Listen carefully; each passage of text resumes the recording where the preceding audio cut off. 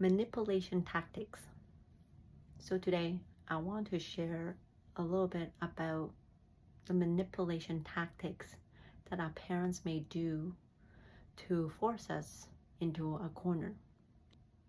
While I was dating my now husband, my then boyfriend, the person who gave birth to me was not approving of the relationship. And each time I walked out of the house, she would give me the silent treatment. And I would glance at her and I would rush out the door. And sometimes she would say, "Why did I give birth to you? Of all the things that I had done for you." And every time I left the house, she made me feel as if this is the foundation of the house, that I was the one that had taken a chunk out of the foundation again, each weekend and again, until the whole house collapsed. And my heart would feel as if each chunk of my heart was taken out from my chest. And I carried that with me for a long time. I was lucky to have people who I was able to share my story with.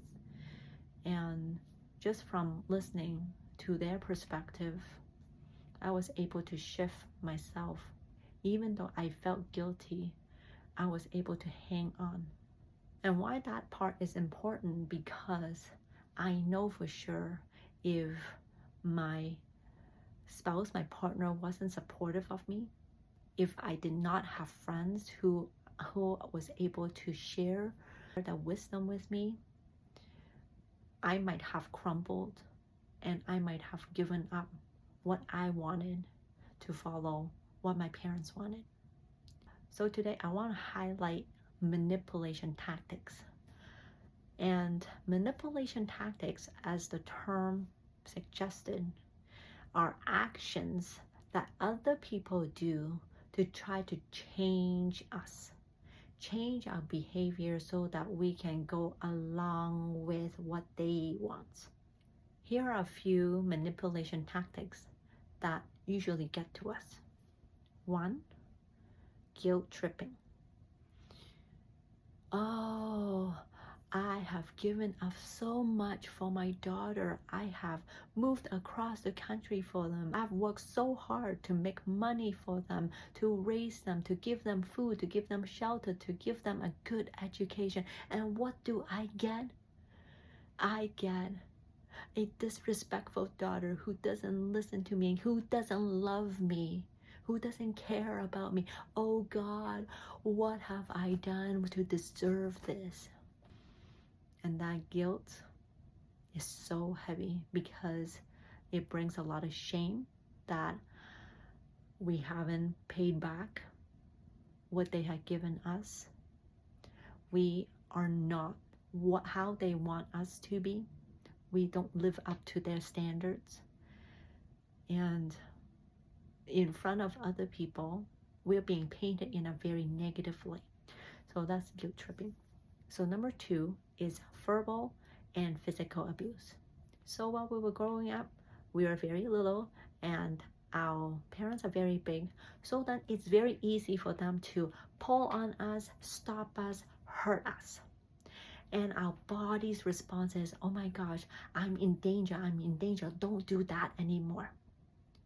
And so this fear has been generated inside of us and has been living in our body. So that now that even though we have grown to the same size as our parents, or even maybe bigger than our parents, our brain hasn't updated that information yet.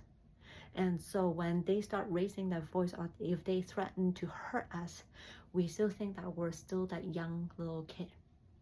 This is verbal and physical abuse. Number 3, giving us the cold shoulders or rejecting us. Now, as little kids, we have evolved to understand that because we need an older adult's supervision or care in order for us to survive, we have learned to do whatever it takes to capture the attention. So when they turn their back on us or walk out of the room or say, I don't want you anymore, I don't love you anymore, we will do whatever it takes to grab the attention again. We can yell, scream, or we may be, oh, please, mommy, I'm so sorry. I won't do that again. Please just love me again, and do whatever she wants to. And so this fear of being abandoned is very big. And so these are called manipulation tactics because these are behaviors that worked. And so when people ask, what can I do to make them change? Well, if they are deploying these tactics and if we don't change our behaviors, for example, if they yell at us, then we change our behaviors to tell them, oh, I'm so sorry. If they walk out on us, then we beg for their mercy, for their love to come back to us. They're not going to change because in their mind, all they have to do is deploy these tactics over and over again. And if this one doesn't work, they try a different way, or they will escalate the same thing to the point where eventually you will break down. I hope you can understand what's going on because it's easy for them. Why do they need to change?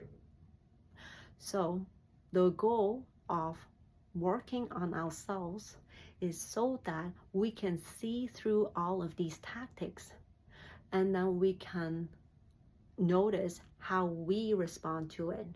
When they shout at us, what do we do? When they try to walk away from us, what do we do? And if we can catch these, then we can come back to, oh, I am doing this because I feel this way. I feel very guilty. I feel very scared. And then we can start updating our mind, healing our body to say, hey, if they really walk out on us, what can I do now? Do I accept it?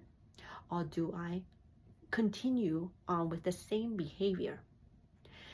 And also knowing that when I try to stand up for myself to do this, their tactic is going to increase in intensity.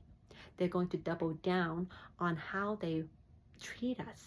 And so we have to double down on ourselves to give ourselves the strength. This is how we counteract these manipulation tactics. There is a lot of beliefs behind these feelings. There's a lot of actions and emotions behind why we do what we do. So when we can realize what's going on, and when we can decide for ourselves what we want, and then practicing our behaviors and standing on our own ground, then even if they try out different manipulation tactics, or if they intensify the tactics, if we can still stay strong, then eventually they'll be like, okay, none of these things I had done before is working. Then they're going to change. But until then, they are not going to change because they had never had to do those things.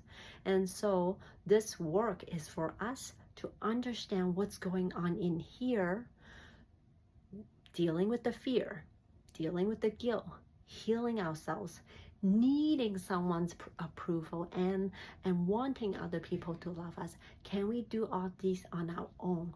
Then whatever other people do, however they're going to behave, is not going to affect us. And that's our goal into doing this work. So I hope that this video allows you to see what's going on and how to go about doing it. Is it difficult? Yes, it's very difficult, and yet it can be done. So whenever you're ready, you can book a call with me and we can do this work together. And I also have a lot of free resources, so you can watch them and try them for yourself. That's all I have for today. Until next time.